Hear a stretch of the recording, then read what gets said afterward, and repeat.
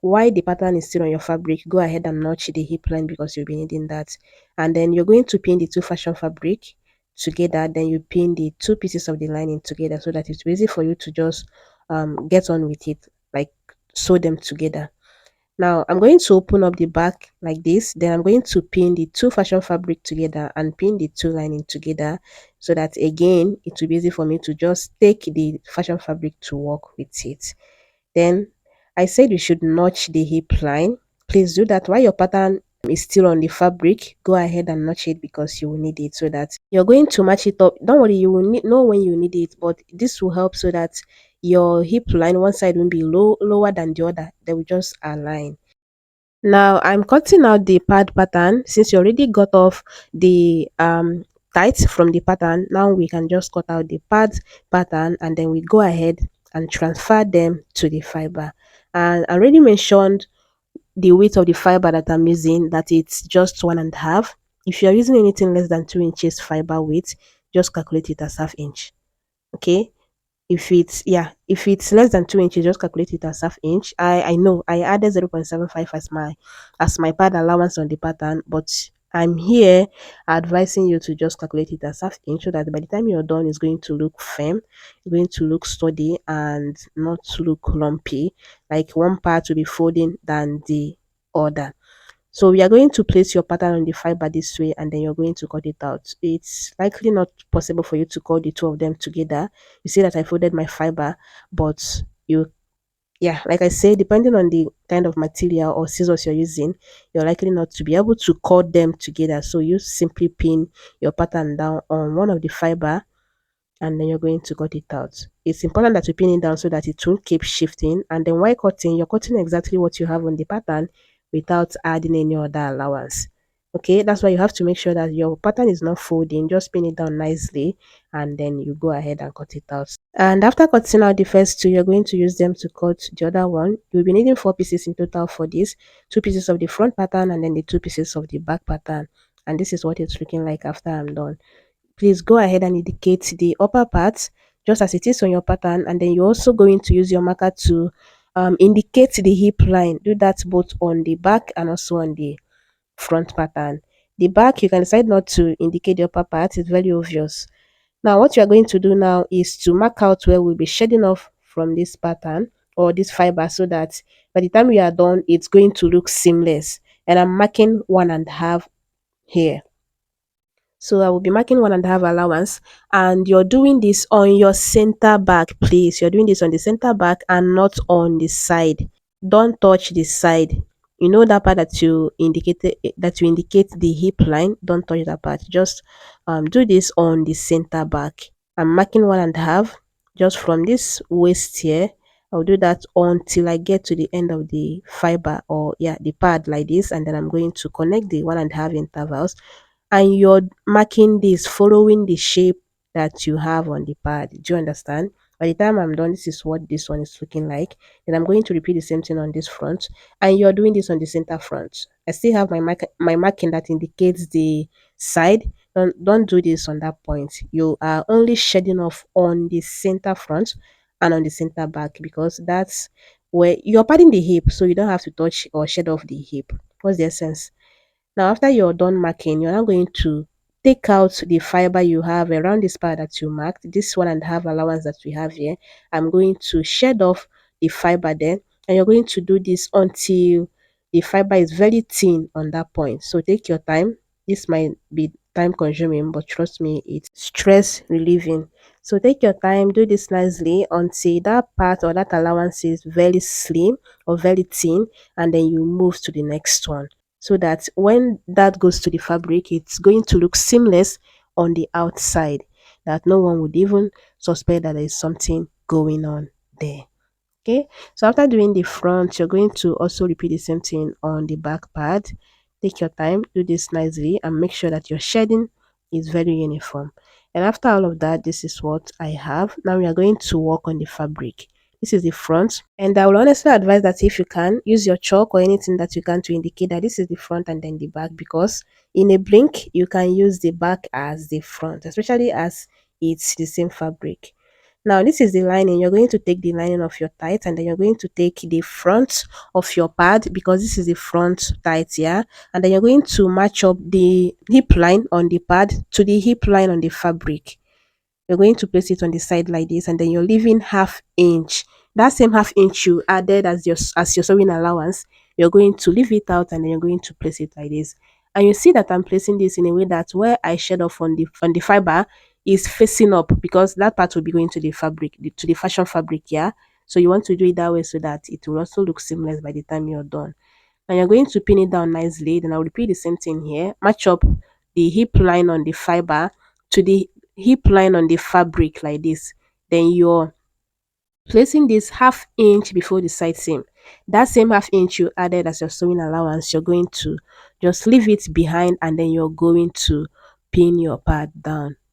Pin it down nicely, and then you are going to shed off. Once you suspect that any part is bulky on where you're supposed to shed off on this fiber, go ahead and shed it off. Make sure it's very slim by the time you're done. That's the only way it's going to look seamless by the time you're done.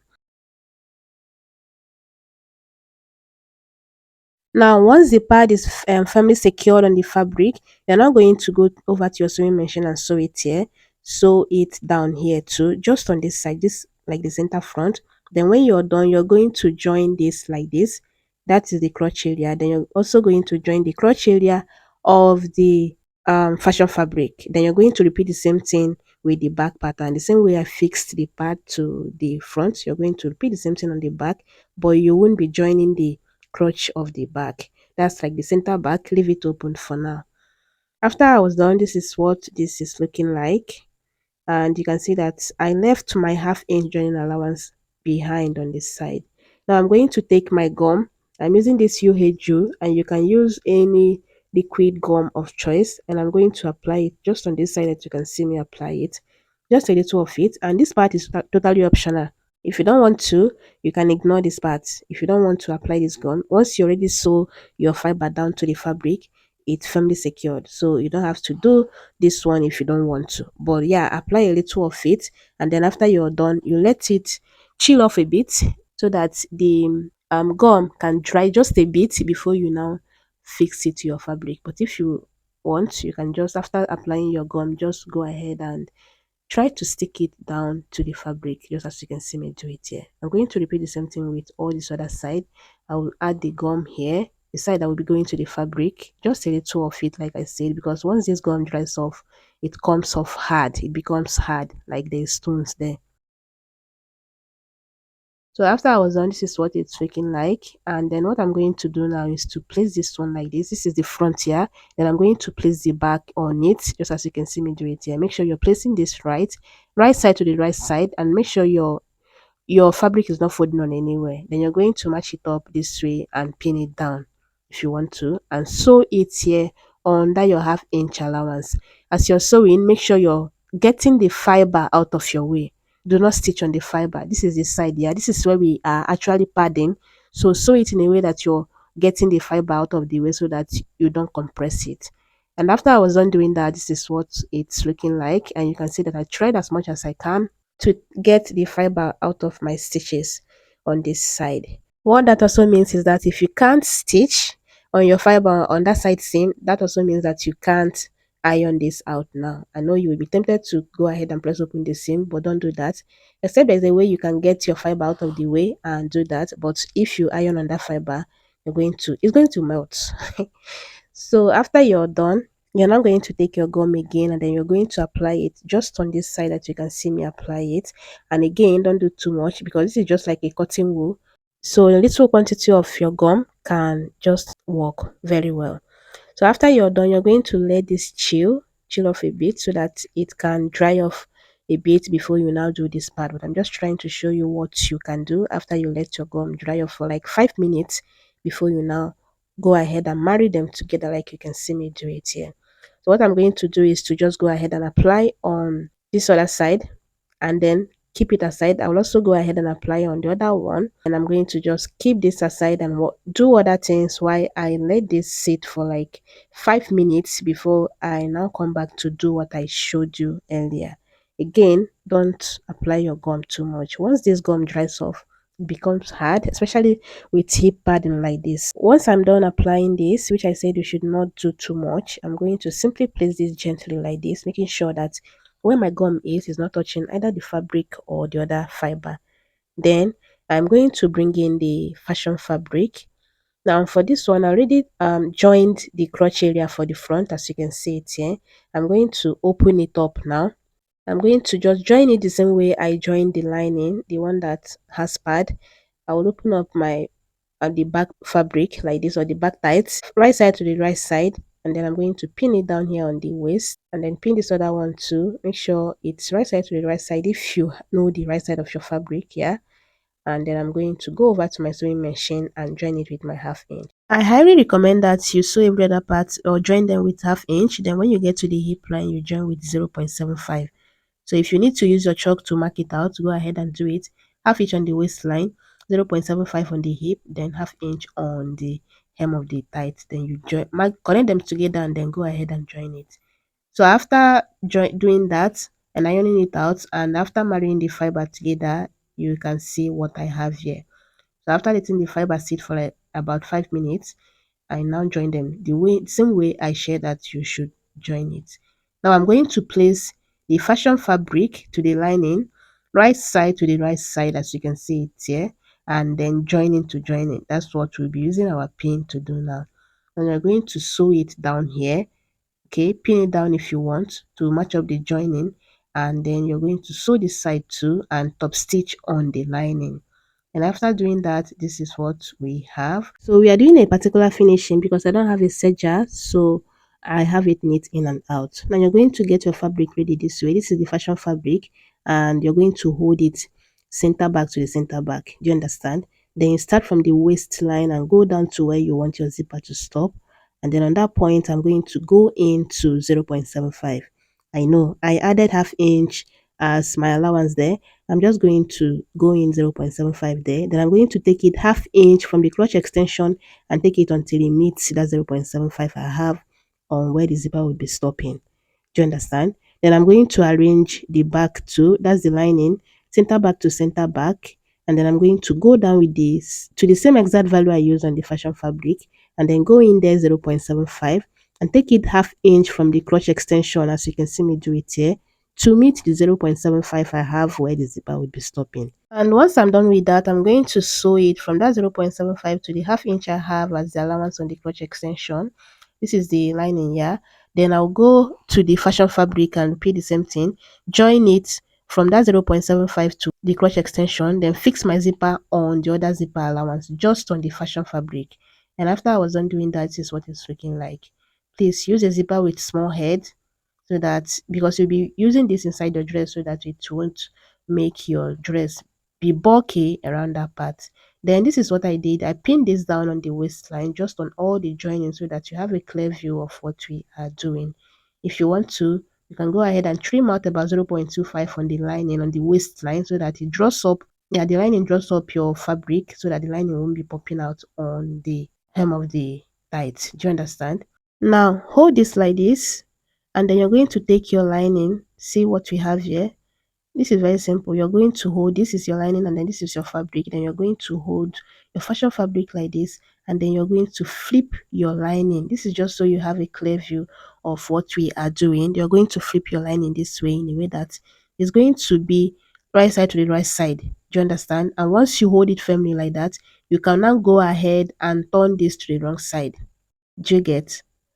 Once you're done turning it like this, then you're now going to sew it like this, and I would advise that you sew this from the right side, from the fashion fabric that you already stitched the zipper. Follow that same zipper stitch and stitch it until you get to where the zipper stops, or where you stop stitching the zipper, then half inch below that. And once I was done doing that, this is what it's looking like. After you're done with one side, you're going to repeat the same thing on the other side, and you should have something like this by the time you're done. It is not rocket science. It's very easy and even self-explanatory. Now we are going to finish up this side, but first you have to make sure that you have your accurate body measurement here, so that once you're done stitching, it won't be too loose on your leg or too tight. So make sure that you arrange your fabric there properly and then measure to see if you have your allowance. Yeah, the right allowance there. Then I'm going to repeat the same thing here. Carefully arrange the fabric, fashion fabric, and then the lining. And then I'm going to measure it to see if I have much excess. I don't know why this one becomes 1 inch. Like I need to stitch with 1 inch allowance, but I didn't cut out anything. This is just the excess on the lining. So I would advise that you make sure that you have the right thing and not cut off allowance where it's not necessary. I didn't cut anything, and at the end of the day, it came out right. Now we're going to hold it like this, and then you're going to now hold your fashion fabric for both front and back leg. Do you get? And then you're going to flip it in like this. You're holding this in a way that the joining that they are matching up, and then you're going to pin it down. Once you have, make sure that the joining that you have on the other side to the other side that matching up, you're going to pin it down. Then you go to the next joining and also pin it down. Do you get? Once you have it right from one end, it's just straightforward. You're not going to take it as the fabric goes. That's the only way to explain it. Once you hold it right from one end, just take it as it goes and then pin it on all the joining. Then now you can go ahead and turn it to the wrong side and go over to your sewing machine and join it straight. Like I said, once you hold it right from one end, it's just straightforward. After joining, this is what it's looking like, and this is what the inside is looking like. This is already coming out together. Now I'm going to hold this like this. We have the waistline to finish up, which at this point you can decide to go ahead and use your bias, or you just fold the waistline with that same ½ inch you added as your allowance. But I'll be using a band. There's a band that I'll be using on the waistline, which will make the waistline firmer and more uncomfortable. So if you use bias, it will be much more comfortable than using this band. But yeah, I like it. Anything that can snatch my love handle, I'm going for it. So I'm going to just use this now to finish up the waistline. After sewing it with ½ inch, I'm going to turn it inside and then I'll show you what I did with it. So after I was done with that and after giving it the final ironing, this is what my padded tight is looking like. So I ironed on the edges all around. You see those parts that I stitched on the fabric, like I stitched the fiber to the fabric. I just ironed on this part. Make sure you're not ironing on the side. That's like the hip line. Yeah, don't iron there so that you don't compress this or melt the fiber and all your effort will be in vain. But yeah, I gave this a proper ironing, except that I didn't iron on the side. And you can see that the inside is super neat, that you can even make for someone else and that person will appreciate it very much. Now this is how I finished it up on the waistline. I stitched in a ditch on all the joinings that I have on the waistline. Here, this is the side, and then this is the crotch area at the center. I stitched in a ditch, and this is what it's looking like on the inside. Like I said, I stitched in a ditch in all the sides, all the joinings, following the joining or the stitches I have there. And when I got to the center back, I used my hand needle, that you can even see the contrasting thread. And I also stitched in a ditch here just to hold the fashion fabric and then the lining together. And when you wear it, your lining won't keep popping out. If you do it this way, once you wear your tight, your lining won't keep coming out like this, because the fabric and then the lining are already stuck together with that stitches. And yeah, that's how you go about making your well-made hip and butt padded tights. I hope you found this very helpful.